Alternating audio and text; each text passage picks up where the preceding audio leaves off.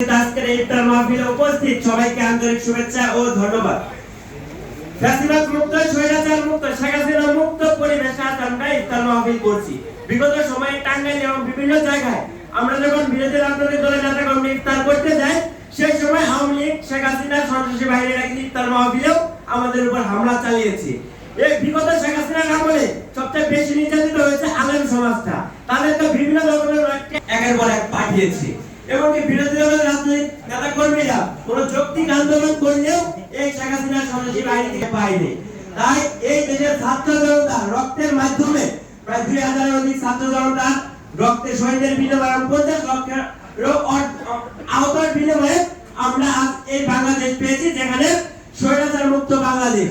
আমাদের সবসময় লক্ষ্য রাখতে হবে যেন ঠেলে দেওয়ার জন্য, দেশে বিশৃঙ্খলার দিকে ঠেলে দেওয়ার জন্য এখনো ভাবে কিন্তু তারা বিভিন্ন জায়গায় সুযোগ খোঁজার একটা চেষ্টা করছে।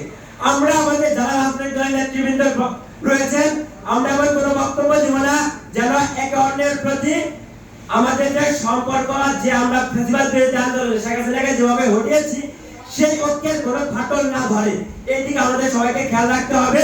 এবং আরো বলতে চাই যে ছাত্র শ্রমিক জনতার রক্তের বিনিময়ে এই শেখ হাসিনা সরকার উত্থান হয়েছে এবং আওয়ামী লীগ এদেশের ছাত্র শ্রমিক জনতার রক্তের মাধ্যমে কিন্তু আওয়ামী লীগ নিষিদ্ধ হয়ে গেছে। এই ছাত্র শ্রমিক জনতার রক্তের উপর ভর করে কিন্তু অন্তর্বর্তীকালীন সরকার আজ ক্ষমতা আসছে।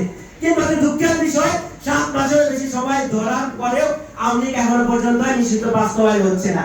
আমি স্পষ্ট বলতে চাই যে আওয়ামী লীগ এদেশের মানুষের উপর গণহত্যা চালিয়েছে, যে আওয়ামী লীগ এদেশের মানুষের নির্বিচারে খুন করেছে, তাদের এদেশের রাজনীতি করবার কোনো অধিকার নেই। অনতি বিলম্বে কাগজে কলমে তাদেরকে নিষিদ্ধ করতে হবে। এই অন্তর্বর্তীকালীন সরকার যদি তাদেরকে নিষিদ্ধ না করে, তাহলে এই অন্তর্বর্তীকালীন সরকারকেও জবাবদিহিতার আওতায় আনতে হবে। সময় কম, ধন্যবাদ সবাইকে।